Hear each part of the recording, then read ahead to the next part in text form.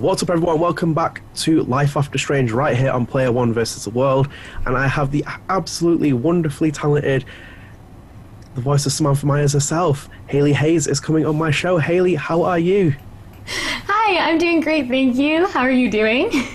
I'm not too bad. Thank you so much for coming on. And on such short notice as well, when I only reached out to you a week ago and then got back in contact, and I was just like, blast from the past. I was like, hopefully she remembers me. And I was like, yes. Oh, of course. You're amazing, very talented and everything. So I'm very glad that you asked me back. Oh, thank you. No, of course. And I wanted you to be back on here because there's so much to talk about. And I think we should start with the most interesting part. So, as I said, me and Hailey have spoken before when I was interviewing at Hardcore Gamer. And in 2018, I asked you about the audition process for Before the Storm. And I know some people might know it, some people might not be familiar with it, but walk us through that, because you had a very interesting audition process, because at the time you told me that your car had been stolen. And yeah. you didn't actually audition for Samantha Myers originally, did you? No, I actually auditioned for Victoria. So my car had been stolen. I got this audition and it was under a code name, so it wasn't Life is Strange audition, it was like something else. And I have always been a fan of Life is Strange, so it was something I kind of like sussed out later. But so my car had been stolen and I was going on a trip to Puerto Rico at the time. So the audition was the day before, and I like took an Uber with my suitcase like to the audition and had to like bring my suitcase in because I was staying with the friend that I was traveling with the day before.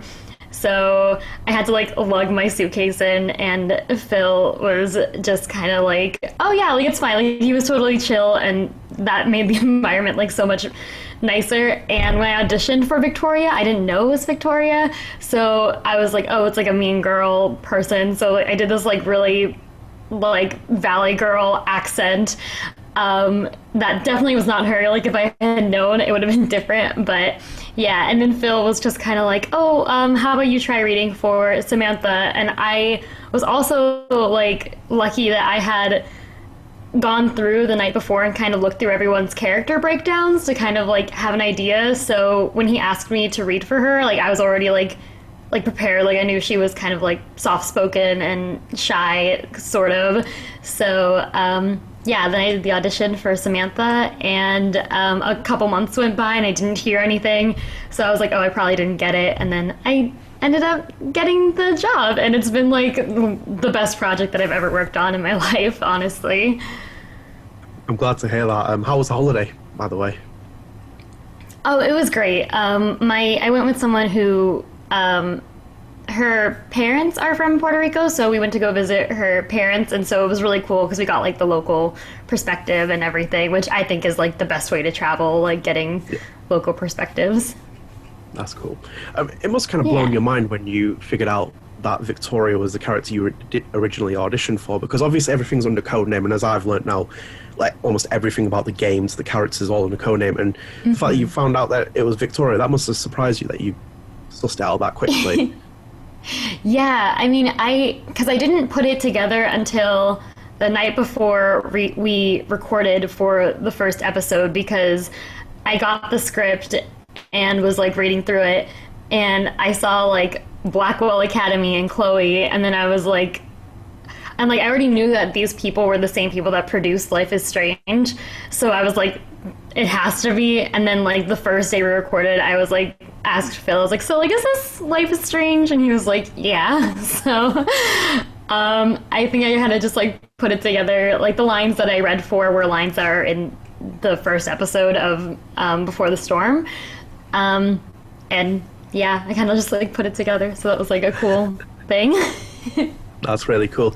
And one of my favorite things with talking to you when we interviewed back in 2018 was the fact that you were a Life is Strange fan. So what was it like as a Life is Strange fan, landing the role of Samantha, finally being involved with the series? What was the immediate feeling like being in that position? Oh, I freaked out. As soon as I put it together, there was like so many times that I like double checked things to like make sure, because I was already a fan, and I kind of was like, okay, well, let me just like make sure that like it's Blackwell Academy is like the actual name, because I was like second guessing like my fan facts about it. Yeah, that was really cool. It's honestly like been like a dream of mine to be a part of something that I'm a fan of, because I'm super fangirl. Like I cosplay things and like am very into fandoms and stuff like that. So this opportunity is like once in a lifetime, I feel like. I'm really glad to hear that. And with this as well, I'm going to kind of go into something else. It's a bit of myth-busting time here. So according to IMDb, they say that you play Samantha's mother. Is that true? Yeah, I do. So we were like in the booth, and that's when Phil like asked me. He was like, "Hey, like, can you like try doing like her mom as well, like just for like a few lines?" And I was like, "Yeah, sure," which was a really cool opportunity to get to like just play the two characters right there. And I guess it's something that happens pretty often, and it's just something you have to be like prepared for, like as a voice actor, to just like pick a character like out of the air, kind of. But yeah, I imagine that cool little tidbit. Well, because I don't want to myth bust that, because IMDb's been a bit wrong with me for this series, so like I did want to check that. Yeah. And with Samantha's voice as well, her mum's voice, did they tell you, was it episode 3 that they told you at the beginning that you'd be doing the voice, or was this like earlier in when you landed? It was like, yeah, so it was like literally like in the booth, like after I had finished recording my lines for Samantha, just kind of like at the end, they were just like, "Can you like just do this for us?" So yeah, it was just like a last minute sort of situation. Right, okay. And so what I want to know as well, do you remember the first time you saw what Samantha looked like, off the top of your head, and what were your first impressions of her when you saw her? So I actually didn't get to like see Samantha until the game came out. And when we recorded for the first episode, there was like a camera in the booth with me. And I feel like they used some of like my own like facial structure to like create her, which is like pretty cool.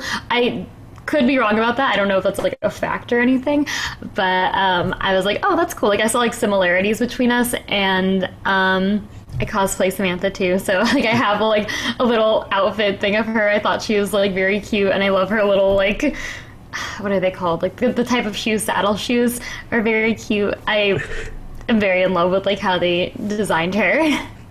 And I have seen like the concept art, some of the concept art for her too, like from I forget where it is in. I think it's like in like a book or some kind. I don't know if that was like for like the special release or. I think so. Yeah, I think there's an art book with it. Because you kind of touched on my next point, because I was going to ask you if you ever confirmed that with the developers, if they used your likeness, because I remember looking at Samantha and then looking at you, and I was like, surely there must be some kind of likeness taken. It's too uncanny at this point. It's kind of like, not to draw parallels on that. So have you ever had a chance to like confirm that with them, of being like, did you use I haven't gotten a chance to confirm it. Yeah, I have not gotten a chance to confirm it, but I was also like, my first time recording, I was 19 when I started recording, so I was like kind of like in that age range, or like I still play 18 to look younger, so I feel like when I was 19 I could definitely play like high school back then, so I feel like that helped. And then also like I was blonde back then, but I also thought like, oh, like my roots are probably showing, and they made her like a brunette, which I was like, oh, that's cool. Like I feel like they like use like my natural hair color like with her too. But again, they're just speculations. Okay, I thought I'd just check anyway. Yeah. Well, you kind of touched on it as well. You know, you were 19 then. And then you would go into the studio booth with Philip Bache. What was that experience like working with him on this? Oh, that was really awesome. And actually, we're gonna I like just caught up with him yesterday, and I think we're gonna like hang out next week. We've like on and off through the years like continued to like get lunch together or like whatever, and he's so great. He's one of the best directors like I've ever worked with. He's just really good about like explaining a situation, kind of like giving you the situation and letting you put your own emotion into it rather than just saying like, oh, act sad here or like be more disappointed. He's just like has a very good intuitive way of talking to actors, I think. Okay. Well, whilst you're with him as well, you should recommend him to check this series out because like I've asked every actor so far that has come on about their experience with Philip Bache, and no one has ever said anything bad, except for Nik Shriner, who took a couple of digs, but in a joking way, of course. He said it his bromance that he had with Phil. But no, I'm glad that you had that experience with him, and because I never got a chance to ask you this as well. I know that Phil usually leads your sessions with those, but did you ever have the chance to meet Webb during any of those sessions? I think Webb video called in to at least one of the sessions, or not video call, or like voice called in. So I did get to talk with Webb a little bit, but I mostly spent time with Phil. Okay, and whilst you had that interaction with him in the booth, was there any kind of like moments where you interacted over Samantha in terms of like something that was happening in the booth over like a certain line or something? Was there any kind of like collaboration at that point?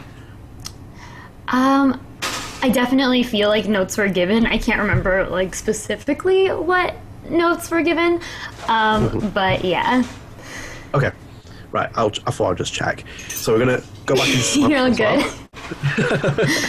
I feel like we should just go back to Samantha for a moment. So my question now is, what is your favourite thing about Samantha and why? Well, my favorite thing definitely like stuck out to me immediately when I read the first episode of the script, because like my first impression of her was like kind of like the stereotype of like the shy, quiet girl, and then oh sorry, my girlfriend's getting stuff in the background. She's trying really hard to be quiet, and it's, I don't know if you can hear it, but she's like dropping ice. Anyway,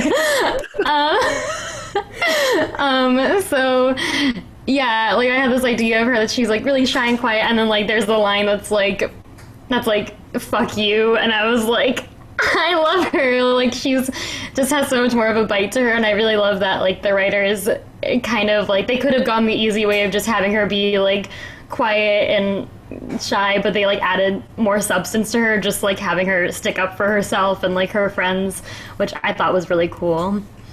No, I'm glad to hear that. So I'm going to flip this as well. So is there anything that you wish that the developers had focused on a bit more with Samantha?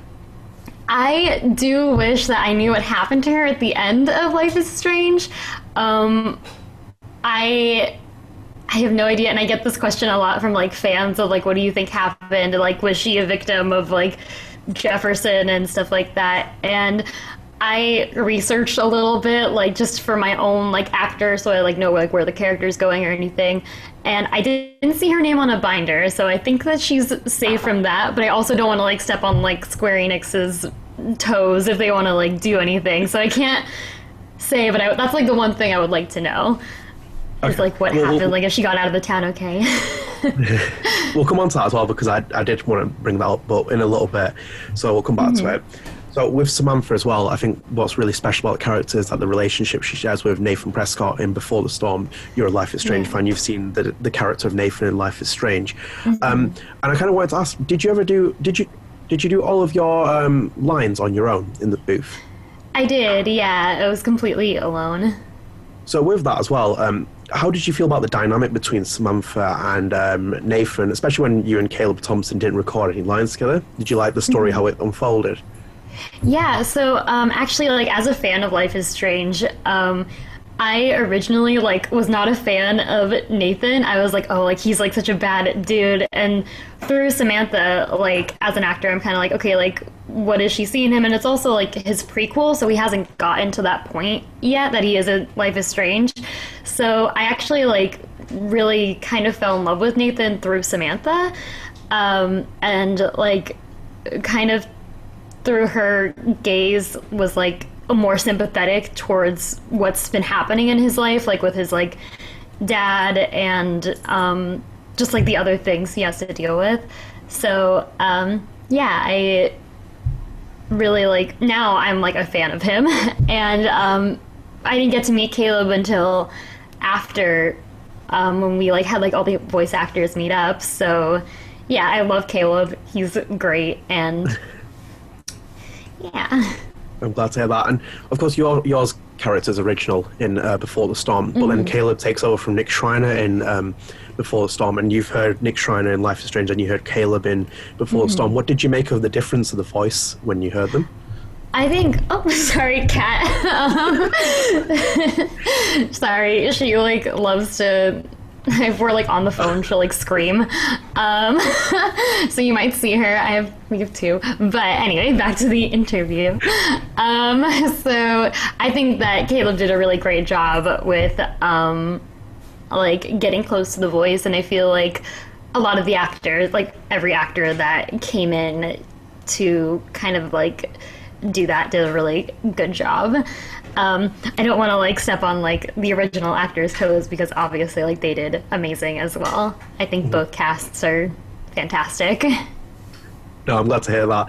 And so, sticking with the Nathan-Samantha dynamic, that story is unfolding in the background of Life is Strange, Before the Storm. And in the third episode, we see that kind of like, one of the outcomes is where we hear potentially Nathan kind of like says he defended himself against Samantha. I kind of wanted to hear what you thought of that scenario of like when we got to that point in the Nathan Samantha story, that idea that, you know, Nathan tries to suggest, you know, Hello, Kat. Here, I'm gonna put you down. Amazing. But yeah, so I just kind of wanted to hear what your thoughts were on that particular scenario in this hospital. Yeah. So I believe there's like the two endings where one is like he like pushes her out of the way of like a bike and like helps her. And then there's the other one where he breaks her arm or something like that. And it's like hard because I don't really know exactly what could have happened between them. I remember like the mom is like really upset and like we're gonna sue and all that stuff. I feel like maybe, again, don't want to like step on like the toes of like the people who write and everything, but like possibly she was trying to maybe talk about his dad, or like maybe getting too friendly with him in a way that she like isn't quite yet, if that makes sense. Like maybe digging a little too far where she shouldn't be. Okay. I thought I'd just hear what your thoughts were on that outcome. Yeah. And so one of my next questions has to be, what is your favourite scene involving Samantha? And why? I think definitely the scene with like Chloe and Nathan, where she like is just like, you shut the fuck up, just because that was like when I read the script, like the moment that I was like, oh, okay, like she's like has more to her, and she's like willing to defend everyone. I feel like that was like the moment I like fell in love with the character. Yeah. No, let's hear that. So how about favourite scene not involving Samantha? Right. Oh, not involving Samantha. Oh gosh, there's so many like good scenes in like the entirety, like all of Life is Strange. I haven't actually played Life is Strange 2 yet, so okay. I will eventually, but I've only played the first episode of that. Let's see. There's so many good Max and Chloe moments. I really like Chloe and Rachel on the train. I just feel like that's like a really nice, like, it's like kind of like a soft moment where you kind of just get to like see them and the beginning of their relationship. Mm-hmm. Okay, I'm glad to hear that. And my next question has to be, you have background in theatre, and then you have the scene like the Tempest. It must have disappointed you that you weren't involved in the Tempest scene. Yeah, I was like, I remember that play. It was actually really cool to have that in because it's another just like personal connection to have with Life is Strange. But you know, she was there. She was just there to support Nathan. So yeah, she's too shy to be in theater, or at least like if she was, she would probably be behind the scenes somewhere. So yeah. Okay. And so, aside from Samantha, we have so many characters in Before the Storm. Who is your favourite character from that game particularly, and why, outside of Samantha? Yeah, I think definitely, I want to say like either, I would say Rachel Amber.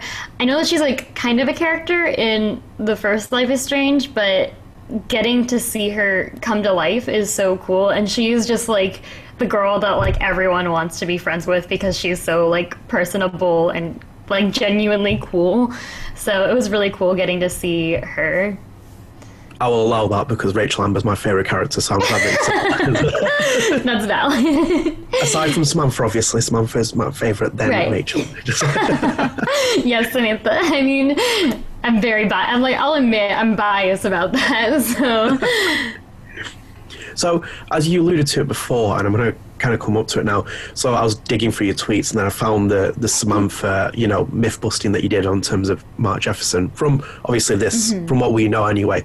My kind of thought was to kind of say, why did you go to that extent of doing it? Because it just surprised me that you went looking in the dark room. Because obviously it's a very sinister kind of thing, but just to kind of see and try and learn if there's anything about the character. What made you go and go back to that scene particularly and look for it? I guess I was just like curious about like where her story was going, and I'm also just like a fan, so I was like, it's like a possibility that could have happened, and I think I was just kind of like wanted to see if there was also anything happening behind the scenes of what we were seeing like on camera, just like more again like character development sort of thing, where I just wanted to like see if that was something she might have been involved in any way. Okay. So, say if the opportunity came back to play Samantha, where would you see the character? Where would you want to kind of like resume this role? Would she be with Nathan? Would that not happen? Where would you see the character in terms of like if you ever came back to it? If I ever came back to it, well, like knowing that I've read some of like the comics and some of like I've played some of Life is Strange too, so I feel like maybe if she was brought back, it maybe wouldn't be in like the Blackwell setting or Arcadia Bay.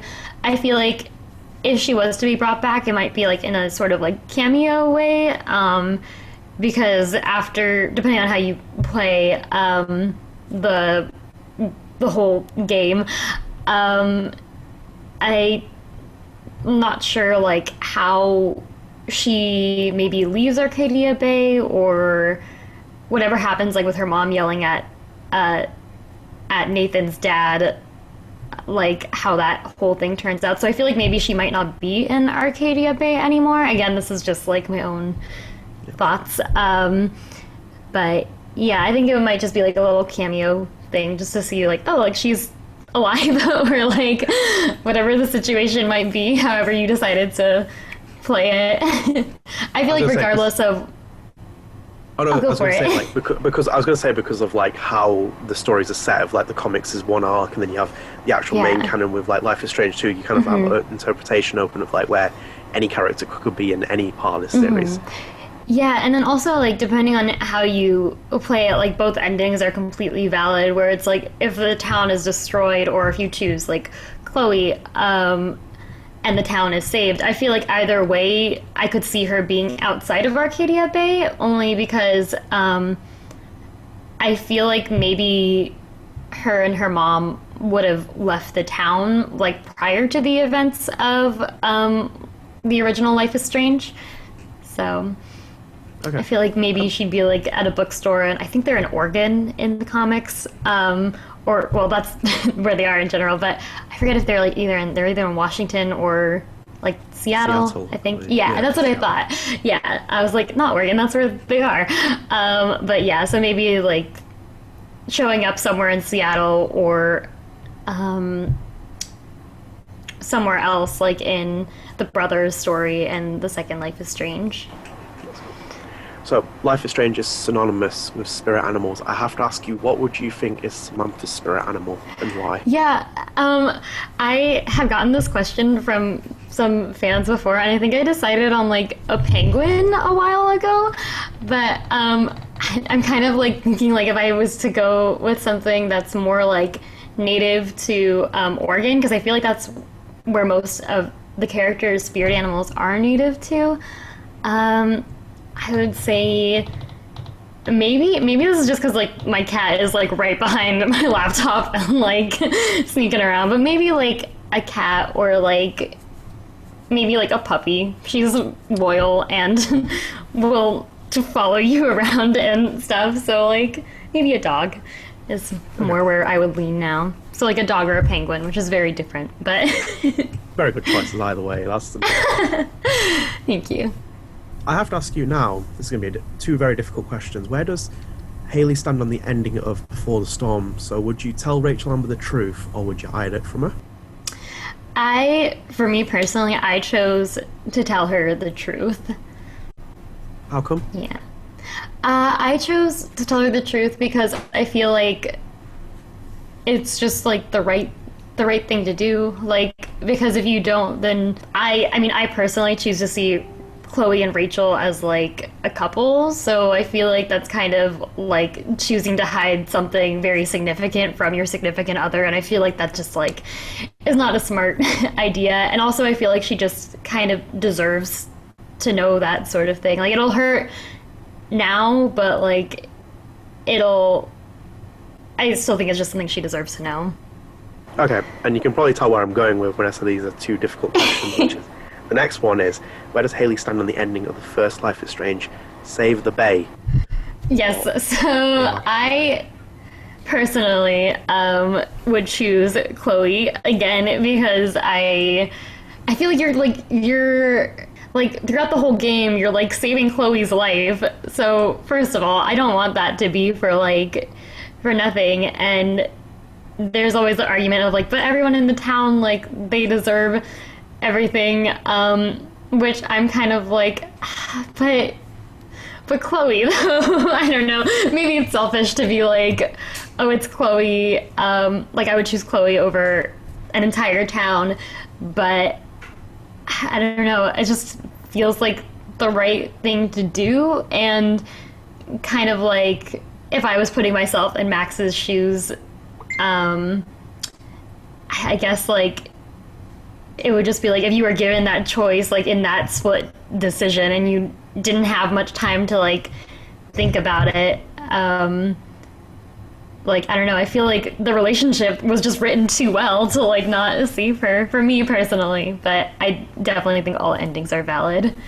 It's a great choice, by the way. I chose Chloe. Like, like every single person that comes on the show, I have to kind of like ask these questions, and like there's like a mixture of like people who save the town and some people who save Chloe, and I'm always like very frank with like where I stand. I'm like, 30 seconds of that choice, I was like, Chloe, goodbye town. And they were driving out there, and I was like, yeah, that's all I care about. Like, yeah, and then like they get to spend their life together in like Seattle, so you know, exactly. You wouldn't have that.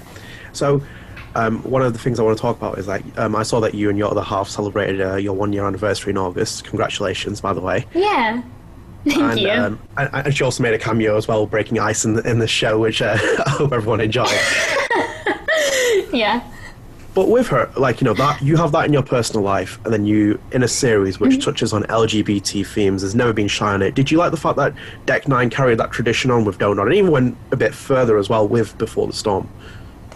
Yeah, I feel like they went a little bit further only because I feel like it was kind of, I mean, I guess they kind of did it the same way where you kind of have like a choice about how their relationship is. But I think there was a little bit more, like, I guess, like, it was more present in Before the Storm, in a way that's, like I could kind of tell that it was a little bit more, like, formal. Like, I feel like I do ship, like, Max and Chloe for sure, but I could also be happy with them being, like, best friends. I feel like they kind of carried on that Rachel was like Chloe's like first love, sort of, and I definitely think it's possible that she could love like both Rachel and Max in the same timeline, because you're allowed to have multiple relationships over your lifetime. But yeah, I was very happy with the representation, and I think the fandom is pretty LGBTQ friendly, which I was like very happy about. I feel like very grateful for this fandom, because, I don't know, like, everyone's just been so kind, and I feel like that doesn't happen with with like a lot of fandom situations. So everyone's really kind and like open and respectful, which is like really great. No, I'm really glad to hear that. And so again, like when we spoke in 2018, obviously you kind of like started to meet your co-stars. You had a chance to do like little activities with them, and including as well, you met Dayeanne Hutton and that you streamed Before the Storm with her and Caleb. What was it like meeting Dayeanne, and especially as a fan of Life is Strange? Because obviously, you know, she's in the first Life is Strange. What was it like just meeting her? Yeah, it was definitely like I was like starstruck for sure. It's like so crazy because everyone in the original cast was like so welcoming to the new cast, which I tried to like carry on by like following like the Life is Strange 2 actors, because just like seeing that they were like interested and like knowing me was like mind blowing. Just like even getting followed on like Twitter by like Hannah Tell and like Day like was mind blowing. And it's so crazy to like 17-year-old Hailey would like not be able to process that like Day, like we like see each other on streams or like do raids with each other. And I bet we would hang out more too if COVID wasn't such an issue. This year's just been like, you know, difficult, but yeah, but like we definitely like she's invited me to like her birthday things, and it's been really great. And I try to like keep up with them from time to time. No, I'm glad to hear that. And it really is like a family, which is like nice. Yeah, I'm really glad to hear that. And one thing you touched on there was the streaming, which I kind of wanted to talk about. Where you've done streaming now, what made you kind of want to do that after Before the Storm? So actually, it was Day that got me into streaming, because I think I like guested on a stream of hers before I started streaming myself, and she was just kind of like, you gotta like, oh no, it was Katie Bentz is the one that got me into it first, and then I guested on Day's streams before, but Katie was just like, you have to like get in on this because it's just like such a great community and it's a great way to like interact with people. And so I started, and I'm still doing it. I'm definitely doing it more casually now than I used to do it. But yeah, I still love getting the opportunity, and there's like a lot of really loyal people that have been with me for like, I think I'm almost at 3 years. So that's insane. Yeah. I'm glad to hear that. And you said there you're quite casual, and that was kind of what I was going to ask you next. Like Katie and Day kind of like go very hardcore with it in terms of like their schedules. Yeah. How come you didn't want to go down the same road and you kind of went a bit more casual with it? Yeah. I think most of it was honestly like I got busy in my personal life doing things, and then also like financially, like I had to kind of take on more like part-time jobs in the meantime, so I didn't have like the same amount of time to dedicate to streaming that I used to. But yeah, I still want to do it when I can. It's just I just have like other things that I'm like trying to focus more on. Like I'm trying to do more acting classes, which take up hours of the day, and things like that. So it just like kind of fell back a little bit, but whenever I have like free time, I try to like make sure that I get some streaming in at least like once a month, if not like once a week, which is always like nice. I aim for once a week, but then life happens and things got to get like switched around. So yeah, of course. I know that feeling in terms of where you get like swept off your feet and you just get busy with things. So completely understand that. Yeah. As a fan of the series, you kind of mentioned it before that you followed Life is Strange 2 and you played the first episode, not all of it. But I kind of wanted to ask what your general thoughts were with how Dontnod took the, you know, story in a different direction. They left Max and Chloe behind, but they went with the Diaz brothers. What was your general impression of that? I actually really like it. I feel like Max and Chloe have had like a fair shake at their story, and I think it's really cool to kind of like move on to like a new story, and really like I feel like the first story like kind of like touched on like LGBT issues, which is really cool. I feel like the new story kind of like touches on like POC, which I think is like really important, and I feel like they've like tackled that really well. Like I said, and also to like have it be about like love, but like a different kind of love. Like I think brotherly love is like really cool, and I have like a younger brother that's like significantly younger than me. We're like 8 years different, so it's cool to have just like a sibling story. I think it's really nice, and also I think it's cool to kind of like have all these things in the same universe where there's something like supernatural going on. There's also like Captain Spirit, so I feel like it's like I haven't finished Life is Strange 2, so I don't really know all the lore about that yet, but it's like from where I am on episode 1, it's cool that there's like kind of like this like epicenter of like almost like X-Men-y sort of thing, where like there's just like people that like have these like powers from this area. So yeah, I'm definitely support it. No, I'm glad to hear your impressions of it, and I like Life is Strange too, so it's good to hear that. So I'm going to put you in a difficult position with the next question. So you have Mount Rushmore, your 4 faces. Which Life is Strange characters would Hailey Hayes put on her Life is Strange Mount Rushmore, and why? Ooh, wow. I feel like I could go with like the obvious options, but I want to think more about it. Sorry, the cats are like zooming around everywhere. They're just like, okay. I feel like Rachel Amber would go on mine because, yeah, and then I'm gonna be biased and just put Samantha on because it's my personal Mount Rushmore, so I can carve whatever space that I want to. And then I'm blanking on his name, but like the older Diaz brother. Sean. Sean, yeah. I'll put Sean there too. And then Captain Spirit, the little blonde boy. Oh, Chris. Whose name also escapes me. It's been a little while since I played those. But yeah, I think those are like the 4 that I would put on. Good shouts. And again, with Rachel Amber, I'm a big fan, so I'll take that as a very good Rushmore. So let's move away from Life is Strange, because I've interrogated you enough on that so far. So you're all good.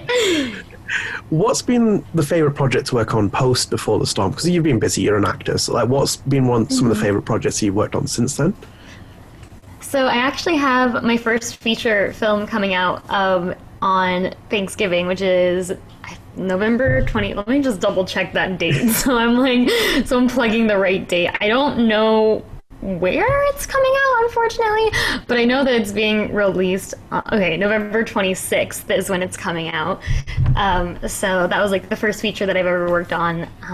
So I'm excited for that to finally come out. Again, I shot that like years ago, so it finally coming out is like so exciting. It's called Loss of Grace.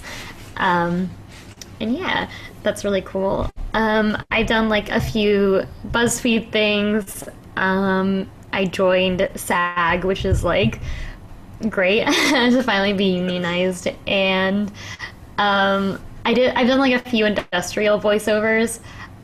It was actually like for a friend who like pre-Life is Strange, I was gonna be like in his student film, and then years later he like called me and was like, do you want to like get paid to do some industrial voiceover work? And I was like, yeah, that's so awesome. So that was like a cool thing. I was like, oh cool, like he remembers me. And let's see, I feel like there's like I've done like some student films also, just like in the meantime. So just like a few things I've been doing. I feel like COVID has made things really difficult because I was like, oh, like I'm getting work, and then COVID's like, just kidding. But yeah, I've been working on like classes during COVID, so okay. Yeah. I'm glad to hear that. And with your since Before the Storm, you've not had anything in gaming, and especially VO work. Have you been applying for roles in VO and gaming work since Before the Storm? Yeah, I am. I am actually like looking for a new voiceover agency, just because I love who I'm with now, but I feel like they don't have like the resources for voiceover, because I feel like voiceover is a very like specific thing, and you need to know the right people for it. So I'm working on getting like new representation for voiceover.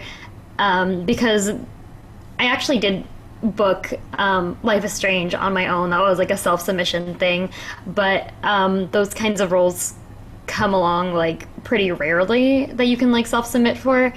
And now that I'm in SAG too, it's a little more difficult to find union roles that are voiceover, and I feel like you definitely need like your rep to find them. So yeah.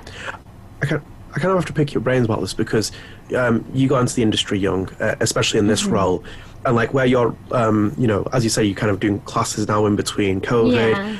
You've joined SAG, you've got your first feature film, and I know a lot of people who've played this game who always wanted to get into VO work and kind of just get acting. What kind of advice would you give to them as someone successful yourself in terms of getting into the union? Oh, of course, like I can't sit here and say you're not successful if you've been in a video game and brought you onto our shows about the video game.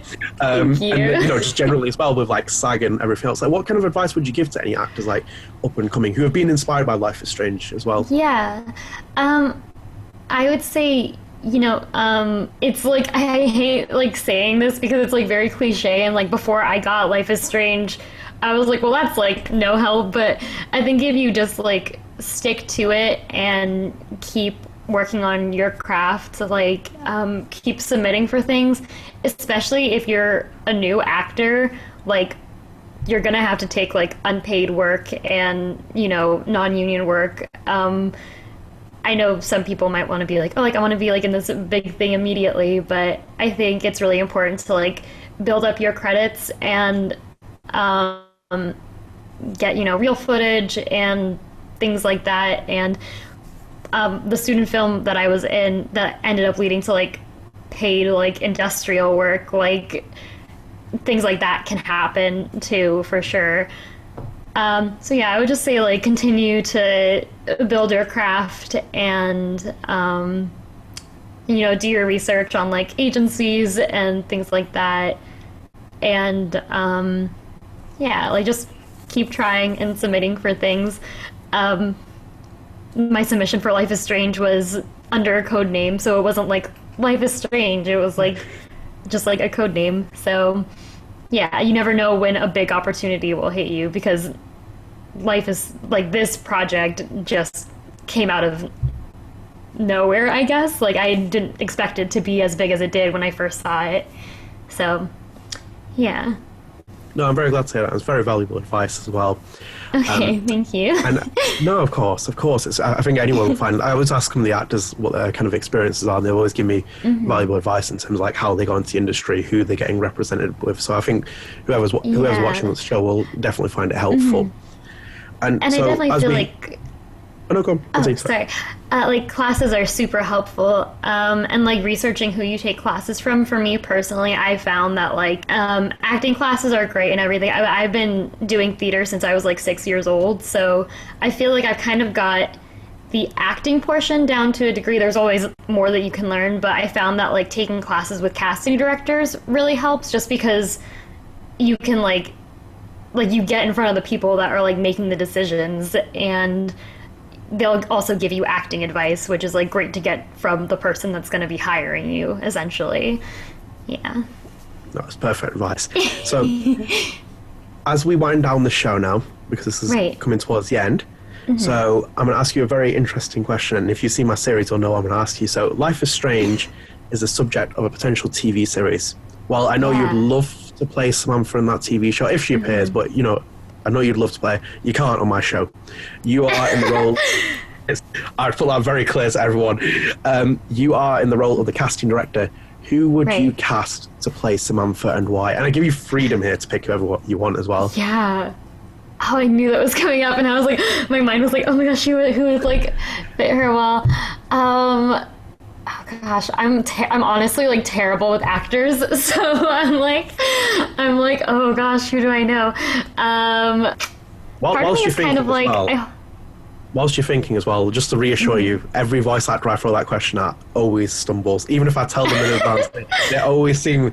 It's just one of those questions where I think very few I've ever had like a very direct response. So do not worry about that. Okay. But, I feel like, okay, I'm gonna give you two answers because I feel like one of them's kind of a cop out, but I kind of hope if they do cast, it would be pretty cool to like have like an unknown actress who's like kind of like up and coming. Like again, like I feel like it's kind of just like passing on the torch of like I hadn't done anything like huge before Life is Strange, so it would be cool to like have someone who like gets like discovered through Life is Strange play Samantha. Or if I had to choose like someone who is like already famous, I think I don't remember her name, but do you watch like The Haunting of Hill House or like Yes. Haunting of Bly Manor? The girl who plays Nell in it, because I feel like she's got like the brunette hair, and yeah, and she has like the same thing where like she's soft, but she can have like depth, and yeah, I think she could definitely like play high school still too. Oh, great shout. Yeah. I'm a big fan of that shout. Thank you. I actually was like thinking someone else, and then like she like popped into my brain, probably because like I just watched Bly Manor, and then I was like, oh wait, yeah, her, she's perfect. No, I'm very thumbs up for that shout. So we're at the end of the show, Hailey, and I let my guests usually take the lead here, and they usually send a message to the Life is Strange community. So I'm going to let you take the lead from here. Ooh, okay. Yes, I was like thinking about that. So I guess I want to say to everyone, obviously right now we're living in very tough times, but I love you and you're cared for by so many people. And you know, it sounds cliche and it's tough to think about sometimes, but I promise you things will get better. Just, you know, power through it. Amazing. Thank you for the wonderful message. Thank you. And thank you to everyone watching this show. Really appreciate it. If you could drop a like, subscribe, comment, it really does help the show. Hailey, thank you so much for coming on. Really appreciate your time. Lovely to catch up again after a couple of years. Yeah, it's been great. Thank you so much for having me. No, of course. Absolute pleasure. And guys, stay tuned. More episodes are coming. I had a wonderful guest on today. Plenty more to come. We'll see you soon. Take care.